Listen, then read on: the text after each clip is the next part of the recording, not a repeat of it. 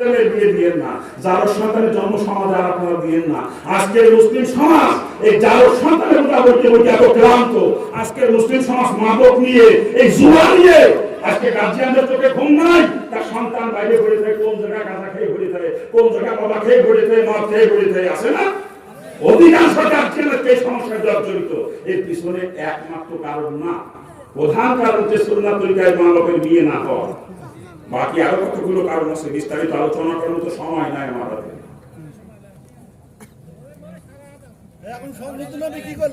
ছেলে মেয়ে কথা না শোনার পিছনে 2 নাম্বার কারণ হারাম খেয়ে সন্তান জন্ম দেওয়া। হারাম খেয়ে সন্তান জন্ম দিলে হারাম যদি জন্ম নেয় বৈধ সন্তান হয় না।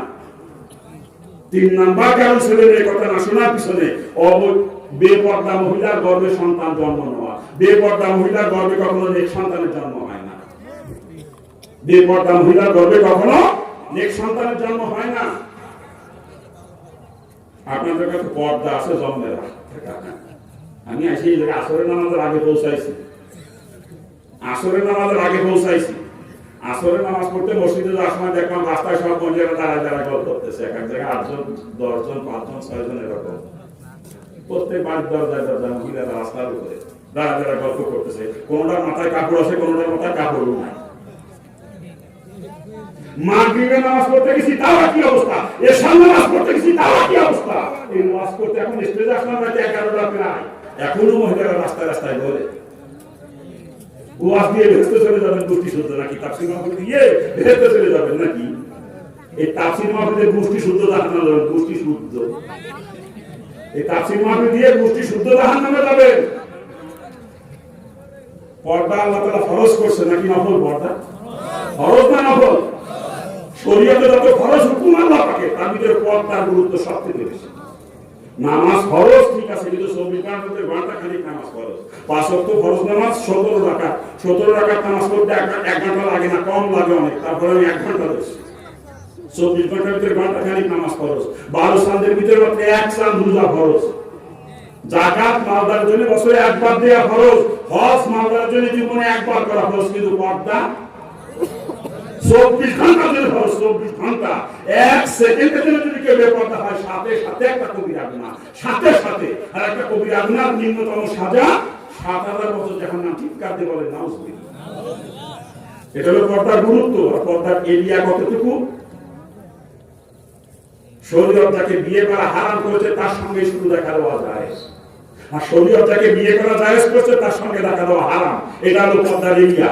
দেওরের সঙ্গে ভাবি দেখা দেওয়া হারাম, দুলাভার সঙ্গে শাড়ি দেখা দেওয়া হারাম, ননদের জামার সঙ্গে শালাবও দেখা দেওয়া হারাম, মামাতো ভাই, খালাতো ভাই, শাশুড়ি ভাই, ফুফাতো ভাই, তাতো ভাইদের সঙ্গে বোনের দেখা দেওয়া হারাম, বিয়ের সঙ্গে বিয়ান দেখা দেওয়া হারাম, উস্তাদের সঙ্গে ছাত্রী দেখা দেওয়া হারাম, পীর সাহেবের সঙ্গে মহিলা মুরিদ দেখা দেওয়া হারাম। জিজ্ঞেস করেন মশলা যদি ভুল বলে, জিজ্ঞেস করেন। যাকে বিয়ে করা হারাম তার সঙ্গে দেখা দেওয়া যাবে, আর যাকে বিয়ে করা জায়েজ তার সঙ্গে দেখা দেওয়া হারাম। এটা হলো পর্দার এরিয়া। আমাদের সমাজে পর্দার কি অবস্থা আজকে? কি অবস্থা পর্দা? যে অবস্থা দেখলাম আজকে আপনাদের মহল্লায়, আমি তো আসলে আমাদের আগে আইছি, যে অবস্থা দেখলাম মহিলাদের চলাফেরা। আপনারা গোষ্ঠী শুদ্ধ বছরে বছরে তাফসীর মাহফিল দিয়ে সরকার ভেস্তে চলে যাবেন নাকি? হ্যাঁ, আমাদের দাওয়াত করে আনছে, এই কথাগুলো না বলে গেলে কিয়ামতের দিন আমার জবাব দিয়ে লাগবে।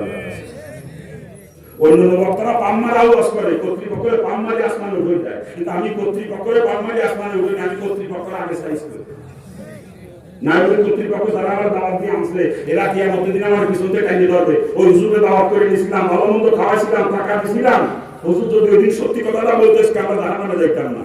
আপনারা পিছন থেকে টাইনে ধরবেন, আমি আপনাদের ওই টাইনে ধরার সুযোগ দেবো না। যদি জান্নাতে যাইতে মন চায়, এখনো সময় আছে। নিজ নিজ অধীনস্থ নারীদেরকে পর্দা করান, খাস পর্দা। রাসূলের পরিষ্কার হাদিস, আর দায়ুসুল আয়াতুল জান্নাহ, দায়ুস কখনো জান্নাতে যাবে না, লায়াতুল কখনো প্রবেশ করবে না। দায়ুস যদি জান্নাতে যায়, রাসূল ইত্তেবাদী হয়ে যাবে, রাসূলের হাদিস মিথ্যা হয়ে যাবে। আগে একবার বলছি কসম করে, কসম খোদা, কসম খোদা, কসম খোদা, আমার রাসূলের কোনো হাদিস কখনো মিথ্যা হবে না, রাসূল কখনো মিথ্যাবাদী হবে না, অর্থাৎ দায়ুস কখনো জান্নাতে যাবে না। দায়ুসের জন্য জান্নাত হারাম। দায়ুস যদি জান্নাতে যায় রাসূল মিথ্যাবাদী হয়ে যাবে। আর দায়ুসকে যে গার্জিয়ানের অধীনস্থ নারীরা বেপর্দায় চলাচল করে অথচ গার্জিয়ানের ব্যাপারে উদাসীন, ওই গার্জিয়ান হচ্ছে দায়ুস। আপনার যুবতী মেয়েরা বেপর্দায় চলে, দুলাভাইয়ের সঙ্গে দেখা দেয়, মামাতো ভাই, খালাতো ভাই, শাশুড়ি ভাইয়ের সঙ্গে দেখা দেয়, আপনার স্ত্রী আপনার ছোট ভাইয়ের সঙ্গে দেখা দেয়, দেবরের সঙ্গে দেখা দেয়, আপনার স্ত্রী আপনার বিয়ায় আইছে, মেয়ের শ্বশুর আইছে, স্ত্রী কি সুন্দর বিয়ার সামনে বসে বসে বিয়ায়ের খানা খাওয়াচ্ছে, বিয়ের সাথে কত সুন্দর মিষ্টি মিষ্টি গল্প করতেছে। আপনি দায়ুস, আপনি আজি সাহেব, আপনার যুবতী মেয়ে বেপর্দায় স্কুল কলেজে যায়, আপনি সরমুনার মুরিদ, আপনার যুবতী মেয়ে বেপর্দায় স্কুল কলেজে যায়, আপনি তবলিগের মোবাল্লেগ, আপনার স্ত্রী আপনার মেয়ে রাস্তায় গরু ছাগল বাঁধে বাইরে বেপর্দায়। আপনি দায়ুস, আপনি যদি জান্নাতে যান রাসূল মিথ্যাবাদী হয়ে যাবে, রাসূলের হাদিস মিথ্যা হয়ে যাবে।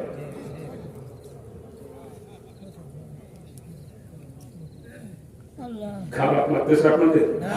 খারাপ লাগার জন্য বলি না, কসম খোদার আমি হিন্দুর বাচ্চা, আমি হিন্দুর বাচ্চা, আমি চলতে পারি ইসলামিক হুকুম মেনে শরীয়ত মোতাবেক। আপনারা কেন পারবেন না? নাকি বেহেশতে যাইতে মন চায় না? হ্যাঁ, যদি বেহেশতে যাওয়ার কথা জিজ্ঞেস করি তো আপনারা সাইকেল করে দেবেন সুযোগ থাকে। যদি কেউ বেহেশতে যাইতেছেন কিনা কিনা একখান খালি আপনার আপনারা সাইকেল করে দেবেন সুযোগ পাই, কথা ঠিক না? বেহেশতে যাইতে গেলে যেগুলো করা লাগবে এইগুলো করতে আমরা পারছি না। হ্যাঁ, আল্লাহ পাক আমাদের সকলকে বোঝার আমল তৌফিক দান করুন। জোরে বলেন না, জোরে বলেন না। এতক্ষণ যে আলোচনা করতেছিলাম আমরা যেই কাজের মধ্যে রাসূলের তরিকা, সেটা রাসূলের তরিকায় করে ইবাদত হবে। আর একটা কথা স্মরণ রাখতে বলেছিলাম, যেই কাজের মধ্যে রাসূলের তরিকা নাই, রাসূল যেটা জীবনে কোনোদিন করেন না, এবার করতে বলেন নাই, ওইটাকে কিন্তু কোনোদিন ইবাদত বানানো সম্ভব না। ওইটা হলো ডাইরেক্ট নাফরমানি, মুসলমানের কাছে কখনো যাইতে পারে না। ঠিক কিনা জোরে বলেন? যদি কেউ মনে করে সুদ খাবো, এর মধ্যে রাসূলের তরিকা আছে? সুদ খাওয়ার মধ্যে রাসূলের তরিকা আছে? তা মুসলমান সুদের কাছে কখনো যাইতে পারে? আমার যা মনে হয় বর্তমান সমাজে সুদখোর বাদ দিলে মানুষ খুঁজে পাওয়া কষ্ট হয়ে যাবে। এই কথা ঠিক না বলেছে? ওই দেখেন, আমরা যারা ধনী লেভেলের মানুষ, আমাদের প্রত্যেকের ব্যাংকে সুদে অ্যাকাউন্ট আছে। আমরা বড় লোকের গোষ্ঠী ব্যাংকে টাকা জমা রেখে রেখে ব্যাংকের থেকে সুদ খাইতেছে। আর না হলে দেখবেন আমরা ধনী লেভেলের মানুষ ব্যাংকেতে লোন নিই, বিভিন্ন প্রকার লোন। কেউ সিসি লোনে ব্যবসা করতেছি, কেউ হাউস লোনে বাড়ি করতেছি, কেউ কৃষি লোনে চাষবাস করতেছি, ফার্ম করতেছি, ট্রাক্টর কিনতেছি, বিভিন্ন কায়দায় ব্যাংকে সুদ দিচ্ছি। কথা ঠিক কিনা? আমরা বড় লোকের দুটি ব্যাংকে থেকে সুদ চাই না, ব্যাংকে সুদ দিই। আর গরিব মানুষ ব্যাংকে দেওয়ার ক্ষমতা নাই। আমাদের কারো স্ত্রী গ্রামীণ ব্যাংকের সমিতি করে, কারো স্ত্রী এলাকার সমিতি, কারো আশার সমিতি, প্রশিক্ষার সমিতি, বিভিন্ন এনজিও সমিতির মধ্যে সুদের মধ্যে ডুবাই রাখছি। কথা ঠিক কিনা ধরে বলে? আবার কিছু কিছু মুসলমান বিভিন্ন এলাকায় পাওয়া যায়, আপনাদের এলাকায় নাই, কিন্তু আমার এলাকায় আছে। শতকরা 1000 টাকা লাগায়, শতকরা 10 টাকা, 1000 100 টাকা। এদিকে আছে, এলাকায় আছে। ভালো করে বুঝলি, ব্যাংকের সদস্য ওই এনজিও সদস্য শতকরা 1000 টাকা লাগাচ্ছে, ওটা কিন্তু সুদ। আর সুদের গুণা কতটুকু ভালো রাসূল আমার বলেছেন, সুদ যে দেয়, সুদ যে নেয়, সুদের যে হিসাব রাখে, এবং সুদের ব্যাপারে যদি কেউ সাক্ষী থাকে, 4 জনের গুণা সমান। রাসূল বলেন, সুদ দেনওয়ালা, নেনওয়ালা, লিখনেওয়ালা সাক্ষী 4 জন সমান অপরাধী। এদের গুণা কতটুকু? হাদিসের মধ্যে রাসূল বয়ান করেছেন, সুদ যে দেয়, সুদের গুণা হলো 70 টাকা। কয়টা? রাসূল বলেন সুদের গুণা কয়টা? রাসূল বলেন সুদের দ্বারা 70 প্রকার গুনাহ হয়। আর 70 প্রকার গুনার মধ্যে সবথেকে ছোট গুনাহ কথা রাসূল বলেছেন, যদি নারী হয়ে সুদ দেয় বা সুদ খায়, কাবা ঘরের ভিতরে নিজের জন্মদাতা পিতার সঙ্গে জিনা করা সমতুল্য গুনাহ হয়। চিৎকার দিয়ে বলেন নাউজুবিল্লাহ। আর যদি পুরুষের সুদ দেয় বা সুদ খায়, ওই কাবা ঘরের ভিতরে নিজের গর্ভধারিণী মার সাথে জিনা করা সমতুল্য গুনাহ হয়। চিৎকার দিয়ে বলেন নাউজুবিল্লাহ। এই কাবা ঘরের ভিতরে নিজের মা বাবার সঙ্গে জিনা করা গুনাহ শুধু 70টা গুনার মধ্যে ছোটটা, আর 70টা গুনার মধ্যে বড় গুনাহ হলো আল্লাহ পাক এবং তার নবী রাসূলের সঙ্গে যুদ্ধ ঘোষণা করা। চিৎকার দিয়ে বলেন নাউজুবিল্লাহ। অন্য হাদিসে রাসূল বয়ান করেছেন, 1 দিরহাম, আরবের 1 দিরহাম সমান সমান ওই জামানায় আমাদের দেশে ছিল মাত্র 4.31 পয়সা পরিমাণে। রাসূল বলেন, এই 1 দিরহাম পরিমাণে যদি সুদ দেয় বা খায়, কমপক্ষে 36 বার। কয়বার? মুখস্থ করেন, কয়বার? রাসূল বলেন, 1 দিরহাম সুদের পরিবর্তে কমপক্ষে 36 বার নিজের মা বাবার সাথে জিনা করা সমতুল্য গুনাহ হয়। চিৎকার দিয়ে বলেন নাউজুবিল্লাহ। আপনারা বলেন, কোন মুসলমান নরনারী মা বাবার সঙ্গে জিনা করতে পারে? কোন ইহুদি নাসারা মা বাবার সঙ্গে জিনা করতে পারে? কিন্তু আজকে আমরা মুসলমানের গোষ্ঠী তাই করতেছি। স্ত্রীকে যে সমিতি করা সুবিধা কানাইয়ে স্ত্রীকে তার বাপের সঙ্গে জিনা করাইতেছি, আর আমি বদমাইশের সুবিধা টাকা খাইয়ে আমার মার সঙ্গে জিনা করতেছি।